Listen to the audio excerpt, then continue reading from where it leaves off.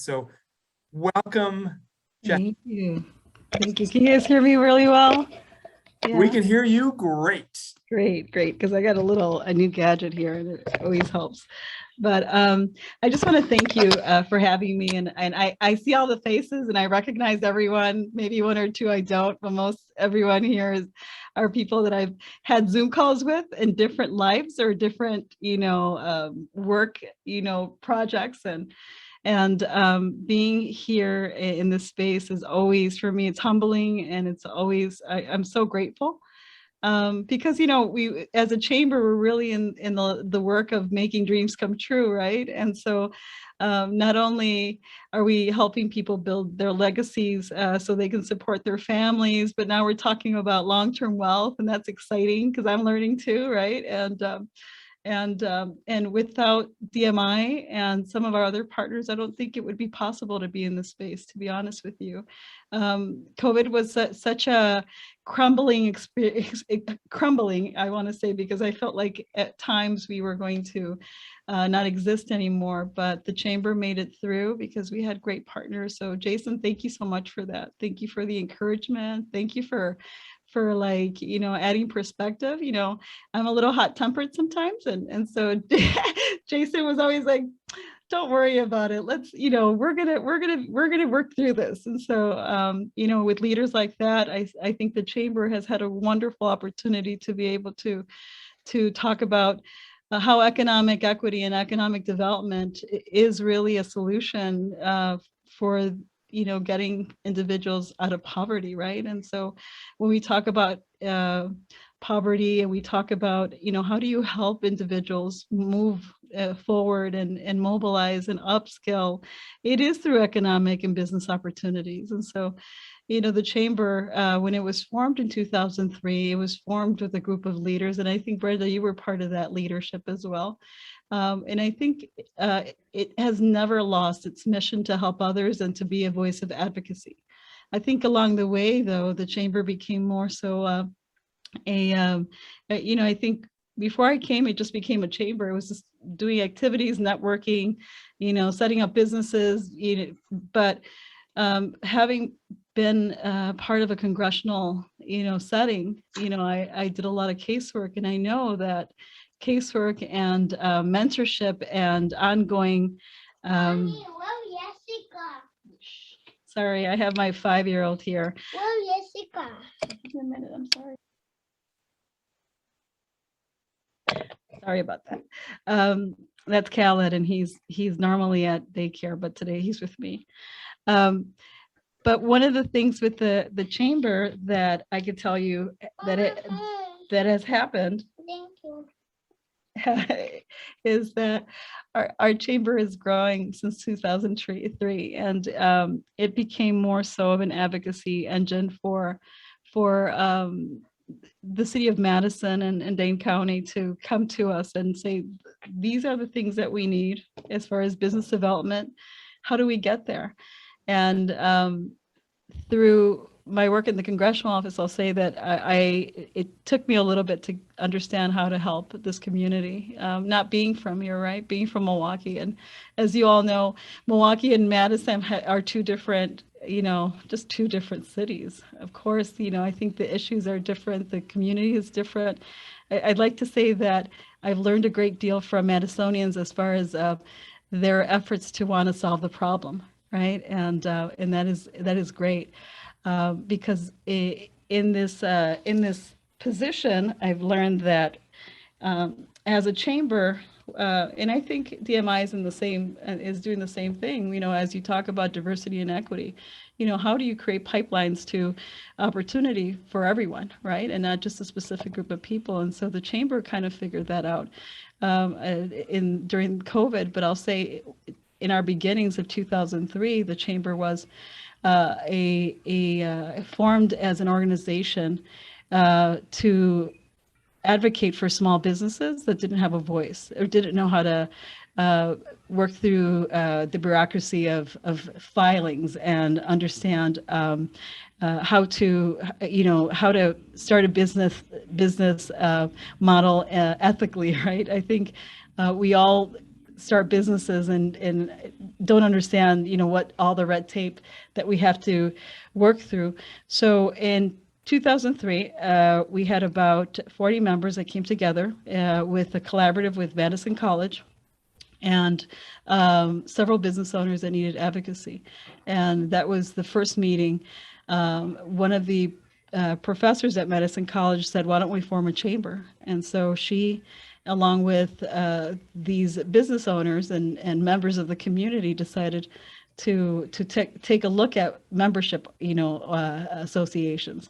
It took a while before it became a 501c6, which we did become a 501c6 in 2008. And after that, the organization did grow.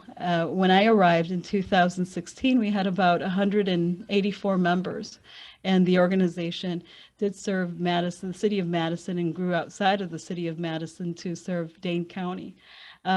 Once that happened, I'll tell you that the chamber went through some ups and downs. I lost a couple board members along the way. I called Ron Luskin a couple times during that time as well, for direction. And, it was a hard time for the chamber because I think we were trying to find our space. And if many of you know how Latin American countries work, chambers not necessarily are welcoming to everybody. And they are associations that normally are extension of government. So when you talk about, a chamber here, a lot of business owners are like, I want no part of that, right? So now we're retraining the brain to understand what a chamber does and what collective unification of businesses could do to create a greater voice. And I'll report that at this moment, we have 587 business owners or businesses as part of our chamber. We're one of the fastest growing chambers in the state of Wisconsin, minority chambers in the state of Wisconsin.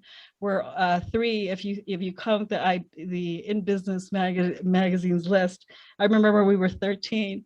Now we're number 4. So, as far as the number of growth, and what we say the reason for that growth is because we take a very specialized look at what people need and treat them with very authentic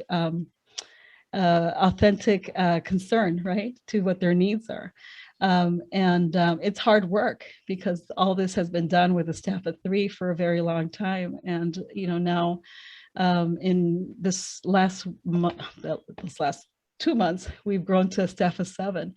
What wonderful things are happening are basically that we have more opportunities to work with the city. Like the city of Madison has taken a very deep interest in our success and also helping us obtain funding, and that helps, right? Funding always helps to the bottom line of the organization. Also, we've been able to work with Alex Izquierdo, who's on this call in WEDC, to provide more technical assistance opportunities through the organization for our business owners to not only just start businesses, but now we're looking at procurement. How do we develop pipelines to procurement and supply diversity programs through the chamber? It's been like an upscaling of the chamber in itself, because as we're going through these growths, we're also, I'm having to learn new stuff along the way as well. I'm like, okay, I have to start a revolving loan fund. Let me find out everything. And so, of course, I'm not as advanced, I'm Googling as well, like what is a revolving loan fund? How do you create one, and what is needed? So part of that growth, and with the help of WEDC, they saw that the growth of our chamber and our membership did need access to capital. So, now we have a revolving loan fund that we are gearing to give our first loan in the next month or so. And that's exciting because, of course, we're the first Latino organization in central Wisconsin to manage a revolving loan fund. So, you have to be proud of your original Latino Chamber of Dane County, which was born right here, because it's becoming a catalyst in so many ways for business growth in the region. And besides that, we became a Kiva trustee, where we're giving also our members Kiva match dollars when they apply for Kiva loans. And the goal is to start them off with a Kiva loan and get them credit ready, and then kick them into the revolving loan fund, and then refer them over to Kyle so that he can give them a big old loan that's, you know, above 25,000, right? And so the chamber has really seen a dynamic growth in not just our membership, but also programming. So of course we have to become relevant with so many other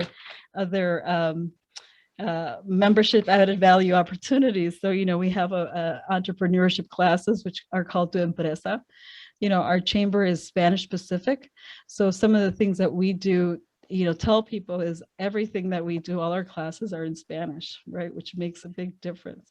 We love to pipeline our members as well, once they're ready, to chambers that are in their geographic areas or that meet their demands, because we feel like we're a feeder cell. You know, once they understand what a chamber does, they understand the benefits of a chamber. I also think that they are, that our job is to pipeline them so they can create greater success, greater connections, and support their businesses with other help from other chambers as well. So the chamber really does create like that sense of confidence when you come in here as a small business to understand what it is to be part of an association, what are dues, how to get involved, how to network. A lot of the problems we see in our community, and I remember one organization said, well, we want to do a networking event with you. Well, you know, we can't do a networking with the community is still learning what that is, right? You know, we have to teach them, we have to kind of ease them into the process. And how do you network when you have a full-time job, and then you have your small business in the evening, and then you're trying to be a parent at night, right? So, you know, it was kind of those ideas that as a chamber, you know, I think one of the best things that I could do is educate and become partners with other organizations and let them know exactly, you know, what the struggles or what the life, it's like being that fly on the wall for all of you, right? To tell you, this is what our membership is going through. And this is what you can do as an organization to create greater empowerment. And maybe it's not networking, maybe it's other opportunities. And so, you know, I'll talk about the pop-up shops. So that's one that I can tell you is such a pride and joy. And if you haven't stopped in the pop-up shop at 440 State Street and 440 and 400 State Street, right? 440 and 444. Yeah, right? 440 and 444. You know, I should look at the paper, but I don't have it. But it's 440 and then the building next to it, right? You'll see how, again, when we talk about making dreams come true, I mean, these individuals are so excited and they're so like thankful for this opportunity to say, hey, I have a space on State Street and come and visit my shop. And they see it as a revenue generating opportunity. A lot of these business owners, mostly all women, right, were really gravely impacted by COVID. So this is like their way to catch up. And bye, Ronald. And catch up and be able to not only just make money, but to connect to a different community, you know. And so I encourage you all to go shopping there this weekend or today or tomorrow. They're there, and they're so thankful, and they don't know like how exactly the process went, you know, but they're so thankful to everybody who walks in, because they feel like each one of you had a piece of that, right? Like a piece of building their dream. And so, you know, we have the pop-up shops. There's about 3 Latino businesses at the pop-up shop. And then we have 2 Asian businesses, about 4 African-American businesses. And then we have, and I don't know the dynamic of the rest, but I think if you want to talk about inviting people to the table and giving people an opportunity to really create a space of success.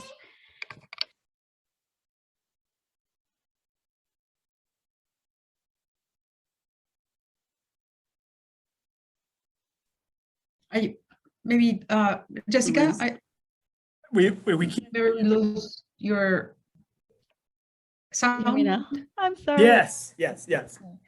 And it's so what I was saying is the pop-up shop was just one project that I could say DMI had a huge impact, you know, because half the battle is having the I want to say like that backup, right? So DMI was our backup. The city wanted to do something. DMI said, you know, let's make this happen. And I know Tiffany Kenny and I had talked about it for like the past 2 years. How do we get more Latinos in State Street? How do we get more, you know, how do we create that access? So it's really, for me, it's like I said, it's humbling because I'm seeing as we speak, the lives of these young women change, right? And they're changing through entrepreneurship opportunities. They're changing through community. They're changing also because as we have the pop-up shops, we have one of our staff members, Allison, who is their coach. So she goes in there and she's making sure that they're okay, that they have the proper whatever resources. If one needs mentorship of any sorts, you know, one of the things that we did talk about is utilizing the offer that DMI gave to us as far as looking for mentors, right? And so that was one of the conversations we had early this year. And that is the pop-up shop is going to be there for the next 8 months, and we're hoping that it continues to be successful. So the chamber really believes in three main things that we say: engage, educate, and inspire, right? So, you know, most of what we do is we want to inspire these small businesses, these small individuals, micro entrepreneurs, to become educated, to get engaged with their communities, to see what opportunities there are.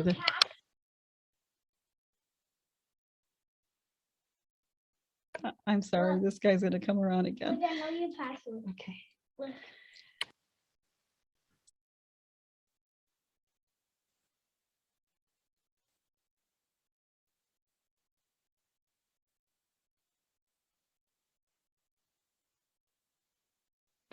I'm sorry. I do it. No, wait. Okay. Sorry, guys. That's okay. That's okay, Jessica. Let's just say, everybody say hi to baby. Hello. Hi. How are Hey. you? Okay, acknowledge. Look. Okay. Okay. So I think from here I want to talk to you guys. Look at the kitty. That's very cute. We got a kitty cat. Look, Peter. What's the cat's name? Oh, yeah. All right. That was George. He didn't like that too much. Oh. But I thought it might be a good time for a quick appearance. He learned my code on my phone. He's trying to tell me, hey, I got your code. You can't like trick me no more, you know. So because I've been trying to change the code every other day, but and I'm sorry about that.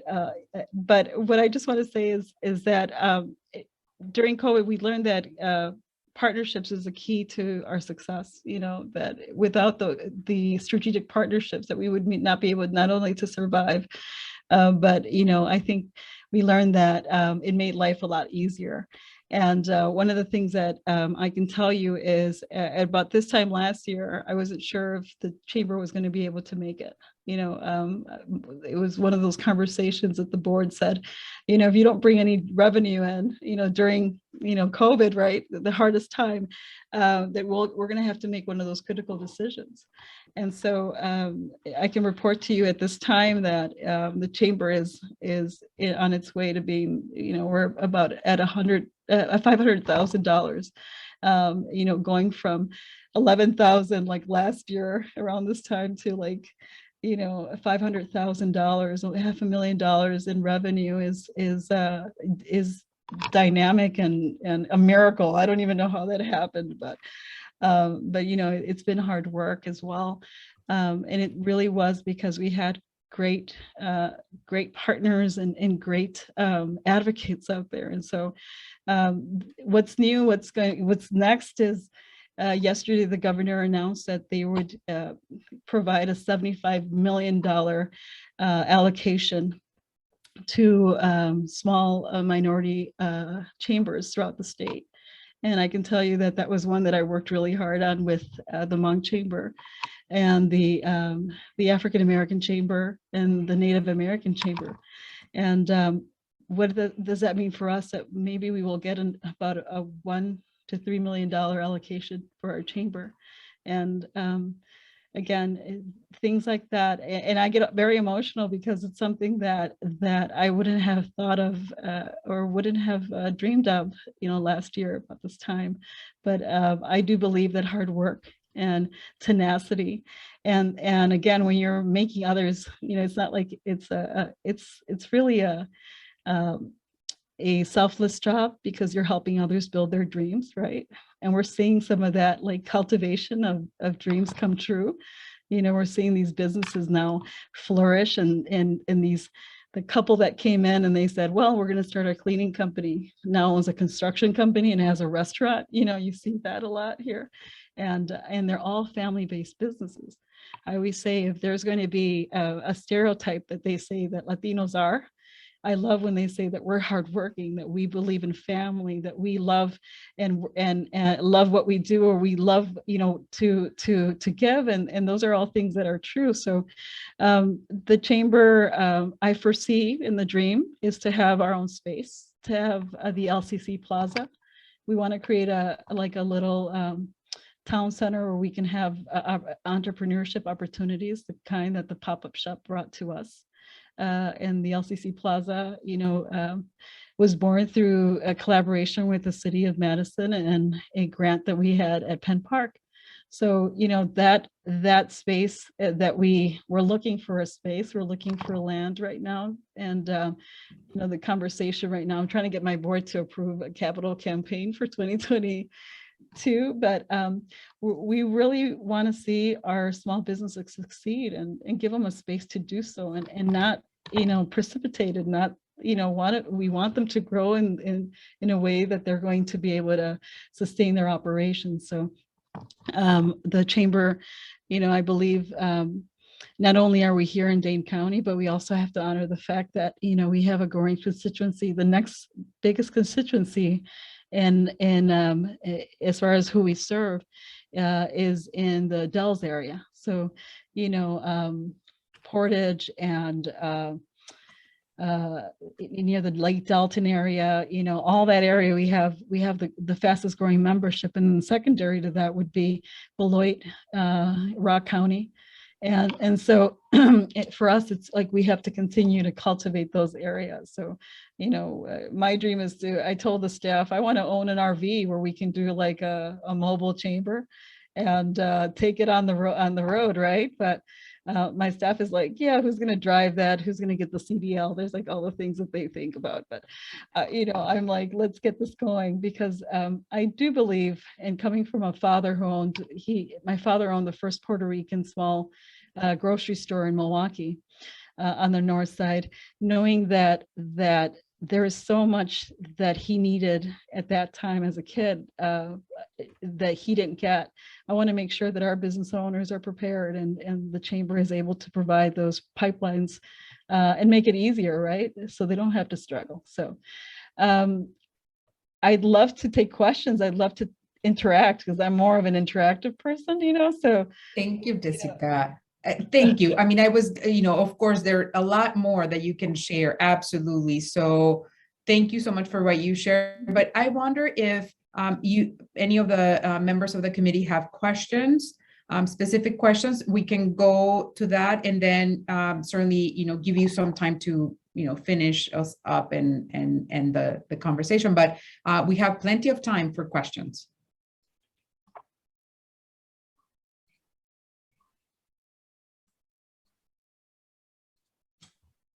I'd like to just, I don't have a question, but I have a comment. And so even before my new role with WEDC, a few years ago, I sat on the board of the Latino Chamber of Commerce. And, I can remember sitting at the Great Dane downtown, writing on a piece of napkin with Myra and Juan Jose, and at that time Sandy Morales was on the board, and just writing on a napkin, like, where do we see the future of the Latino Chamber of Commerce? And you know, and on that top 5, that wish list was, you know, grow our base, you know, and as you all heard, Jessica, you know, it's up in the, you know, they have a very large group, and it's like, I look at it, I'm like, wow, how do you keep track of all that? You know, but the thing is, you surround yourself with good staff and good leadership and good vision and excellent communication. And so, you know, I applaud Jessica for her efforts, her hard work, her late nights. You know I've been on meetings where Jessica has had to play the mom, the executive director, I gotta let somebody in, you know, and so, you know, and so the rolling up the sleeves and getting it done, you know, dressed up with wearing chanclas and and just getting it done. And so, you know, to see and hear just, you know, what the efforts of what she's doing and just all the good that's being done in the greater Madison area. And, you know, it's awesome. It's awesome. And, you know, and one of the things that Jessica hit on is that, you know, not only do we have to it's about educating, right? But you'd be surprised how much education in every place, you know, educating to our own community, educating to the white community, to the Hmong community, to the Black community, you know, and our communities are all interconnected, you know, and so kudos to you, my friend. And I'm tired. It's been a long day. So if I'm blabbing, throw a shoe at me. But you know, I love what you're doing, and and I see the good that you're doing, and I know a lot of people are seeing the good that you're doing, and I pray that God continue to open and create opportunities for you, and so kudos. Thank you, Alex. Yeah. Thank you, Alex, and thank you for bringing me on, because you know, you were the first face I saw when I walked through Centro Hispano. So, you know, and if many of you don't know, our humble abode when I got to Madison was Centro Hispano, and I remember driving into Badger Road, and I think my son was 3 weeks old, and so I had to walk in, and I was late like 23 minutes, right, Alex?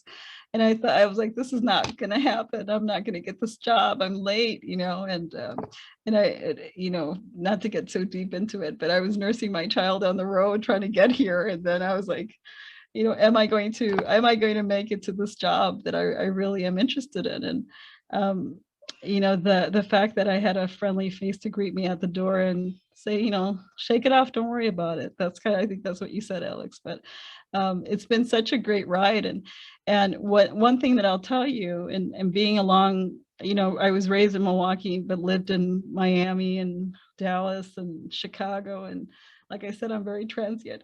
I'll tell you that Madison has a beautiful thing going on right now. And I think it's the fact that people want to get to know each other and want to really create, like, you know, that synergy. And that's why I've stayed here so long. I think I did say that I would be here only 5 years, and now I'm looking for a house. I'm like, should I buy a house here? You know, should I really put roots here? Because all of you really do create that space for people to want to stay here. And I know that many of you are on other committees. And so when we talk about retention, how do we keep people here in Madison, right? That's part of it. You know, how do we become more welcoming? How do we let these individuals know that the city is for everybody and not just for a certain few, right? And so for me, it's really exciting to see where Madison's going. And I think we have an opportunity to create a world-class city here. And I see it with technology. I see it with the diversity, the base of growth and its diverse, you know, diversity. So, you know, the state has become, it is browning. 30, you know, we had an increase of 33% of Latinos, you know, increase in from the last census. It was, you know, board members said, you know, we were at 286,000 and now we're more like 450,000, and that's only in the 10-year. And those are people who actually answer the census, right? Because I want to say that there's a lot of people because of the previous administration that didn't even want to answer the census. So, how do we value that workforce? How do we create pipelines? In this shortage, we create these partnerships that we have right here. So, every time Jason says, Jessica, can you be part of, right? Which is a lot, Jason, right? But I don't think I'd have the opportunity to actually know some of these individuals if it wasn't because I'm being invited to the table by another leader, right? And so I always feel like my job at the chamber is to be a connector and to listen and to figure out how everyone can work together, right? And it's been a challenge at the beginning, but I think after I started figuring out that I could create a chamber that was authentic to the culture and the people that we're serving and not try to be something that we're not, right? Because we're not a geographic chamber. We're not McFarland or Fitchburg or, we are Latino. And so how do you embrace that? And so what I found is, I'll tell you a funny story. Yesterday I was at I was at this announcement for the $75 million allocation, and the Chinese chamber's president came to me. He says, I love your Latino events. And I was like, oh, wow. That's what it's all about. I mean, if they're saying that they love our events, we're going to have to keep our events more authentic and not when I got here, they were a little more dry. And I was like, let's bring the mariachis in. Let's bring more, let's bring more of the culture. And so celebrating our differences is really important as well. And I think our chamber does that very well. I know that we have room for improvement. I still try to figure out how to create more added value for our members, how to connect with our members. And that's been difficult, but I love that we have a forgiving membership. If I don't send a newsletter 1 month, it's okay. But we're always here accessible. Like that's the biggest issue is if you need us, you'll probably get a call from me 2 days late, but I'll make sure I get back to every member when they do reach out. And so the chamber itself, we're still, like I said, trying to figure things out on the statewide level. We just partnered with the Hmong Chamber, and we're going to be doing some workforce development with the Hmong Chamber. We also share a space with the Hmong Chamber, so they are, as they're moving into the city of Madison, they're sharing our facilities here when they're here, and then when we go to Wausau, we're going to be sharing their space there as well. So it's great to have those partners because they've already been through some of the challenges that we're facing. Our plan for the next 2 years is to become a CDFI, and they're kind of walking us through it as well. How do you become a CDFI, and what do you have to do right now to prepare for that? And as we prepare to do workforce development, we want to make sure that we are opening doors on the IE and tech and the STEM, fields for our population as well, because we're seeing that there's still a lack of investment in connecting, the Latino population to the STEM fields. So, it's great to have trucking and CNA and banking, but we really need to focus on what the future looks like and how we can get people on board in the future with some of the opportunities that are out there. So, again, it's just kind of, sometimes I'll tell you guys, I wake up and I have an idea, and then the staff is like, oh no, she's on that. She's going to start doing that. But I love seeing the outcomes when we create something new. And so right now, with all the money that's out there, I'm like, I have a lot of ideas, let's see where this goes. But we really do need partnerships, and we need and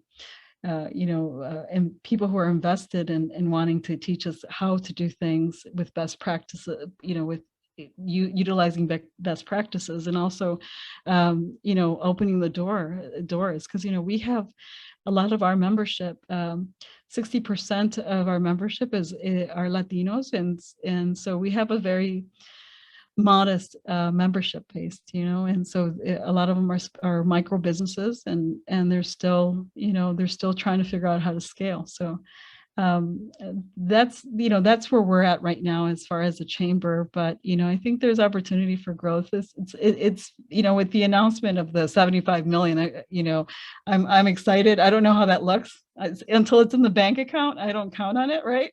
But it's basically, once we have the strategy, it's basically ours. So, it's going to be an exciting time for this region. And, once we figure out exactly, what's next for the chamber and how we can accomplish that and build more businesses and get more people to work and upscale and, upskill, people as well. So, Yeah, you should have an office downtown.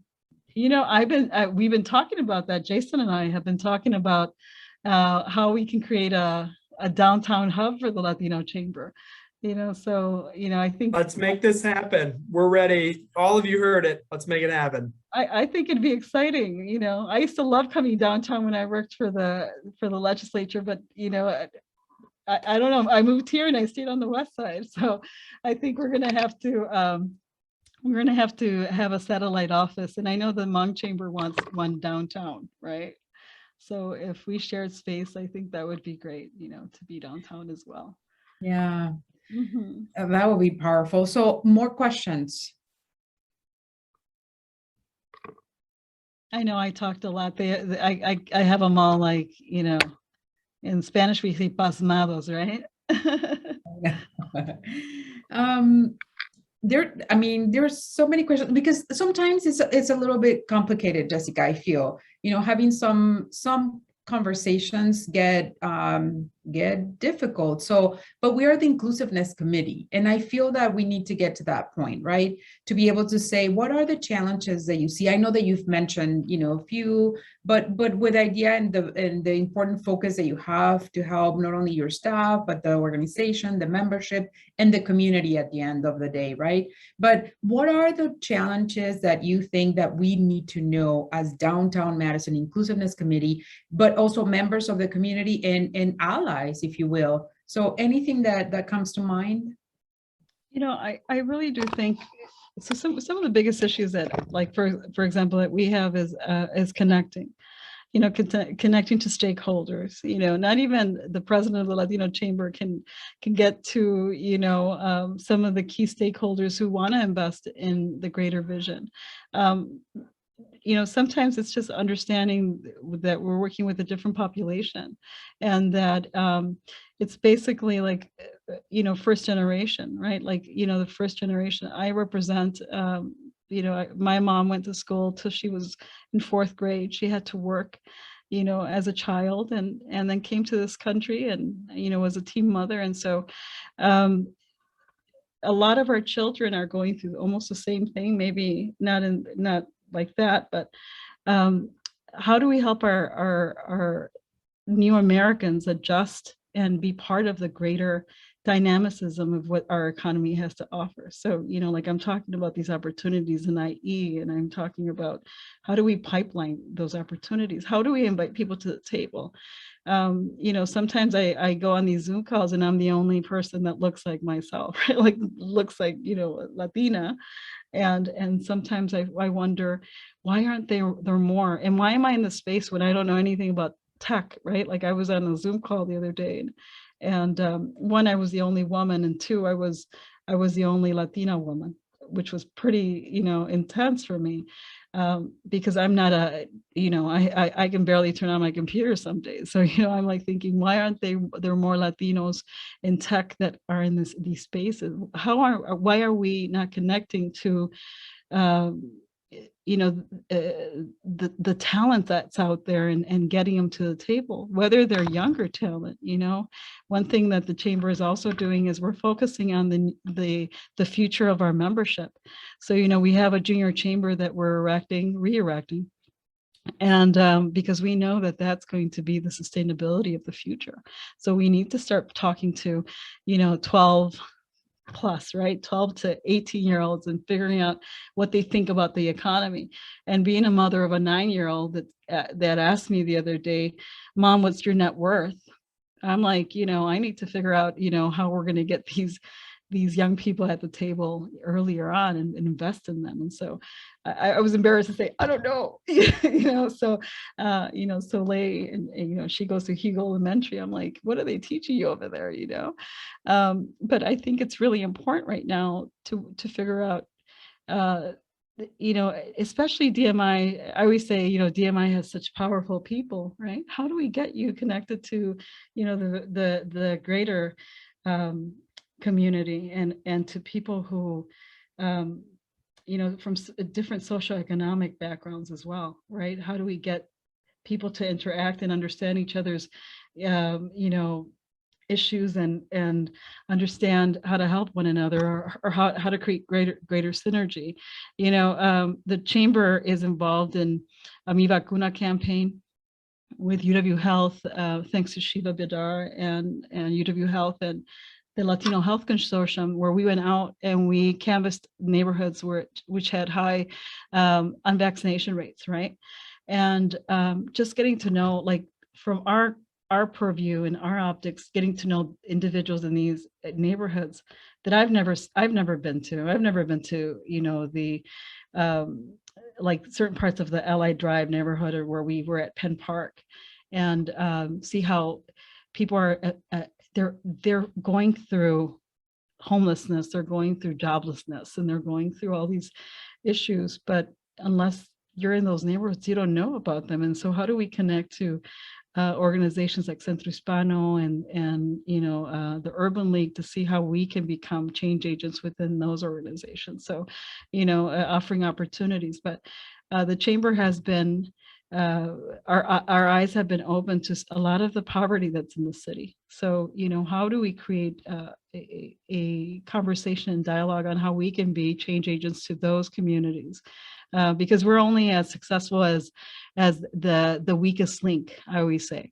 So, I think what we need to start doing is whether it's, going into these communities, or going into, creating leader, what I'm trying to think is, like, in Milwaukee, they used to have, when I was a kid, they used to have like community navigators or community leaders that would go in there and just kind of do canvassing of the communities and find out. And we would have like the United Way with the MMAC, and they would try to figure out how they could, create a solution for some of the issues that were in there. But there's a lot of things that we don't see, and we're in we're in this bubble, and I think it's really important to be cognizant that the issues are not just in big cities, that we have these issues here in our backyard, and how can we use our success to share that success and help others. So I don't know if that answers your question, Brenda, but Yeah, I think we have to be more sensitive to the communities that are out there. I agree. It's coming up to the end, so I just want to give the last opportunity to ask questions if you have questions. And I'm supposed to wait just to give some space. See, I can do it. Oh. No, I just think, maybe this will help. I mean, I don't know how many of you have an opportunity to interact with, the diverse communities that are out there, but I would encourage you, if you want that experience, it's basically going into, finding out, not just going to eat to that restaurant, but, try to find out where that family's from, and they'll share with you. We have business owners that the chamber's always writing letters for those young people who are going off to college, or who need a letter of recommendation. Or we have a plethora of people asking us for opportunities like internships. They just want to get their feet in the door. They don't even want to get paid. Like, this young woman's like, I don't care if I get paid. I just want to be able to work in she said childcare and mental health or something like that. And I have to like my mind is like turning, like, who do I know? And so, I think it's really important to talk to these families, to become like I always say, like an ally or have you at my corner, right? Like, you know, be at their corner and find out where they're from. You'll be surprised there's a lot of Mexicans, but not everybody's Mexican in Dane County. That we have the fastest growing Venezuelan population right now in central Wisconsin, you know, things like that. And Venezuelans are going through their own issue, you know, politically in their country. And Alex, do you have a question or are you just waiting? I think he has a question. No, I just wanted you to finish it, but I wanted to share about Marketplace and the Small Business Academy that we have coming up for diverse businesses and any small business. But go ahead. I'm sorry. I didn't have a question. Okay. It's okay. And so, you know, just get to know who the populations are, you know, of diverse populations are out there.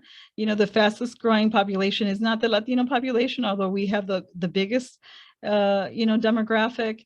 You know, the fastest population, ethnic population that's growing is the Asian and the Chinese population in the city.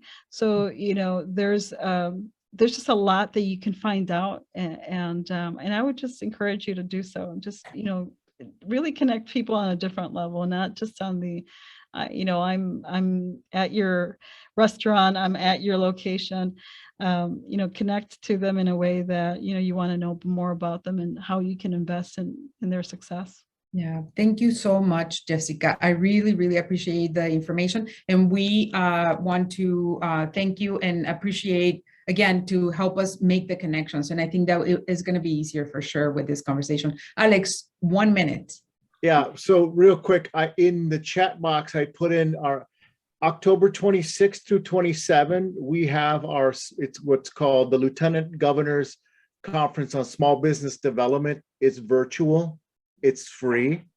One of the things that Jessica and her team get involved in is putting this together as well. So, you know, there's like a network within a network. And so that's out there. And then also in December in Milwaukee, we have the Governor's Conference on Diverse Business Development. And there's workshops, there's there's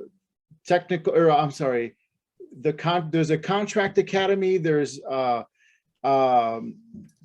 workshops on supplier diversity, tracks. That one you'll have to pay to come play. But you know, it's where the diverse businesses that are connected and network. This is their conference, and you're all invited to that. So please sign up. Like I said, the links are in the chat box. Thank you. Thank you so much, Alex. Thank you for hanging out. Thank you, Jessica, again. And nos vemos pronto. Next time we'll do it all in Spanish. En español. Yay, no. Thank you so much, everyone. Appreciate it. Thanks, everyone. Thanks, Jessica. Thank you all. Have a good night, everyone. Bye, everyone.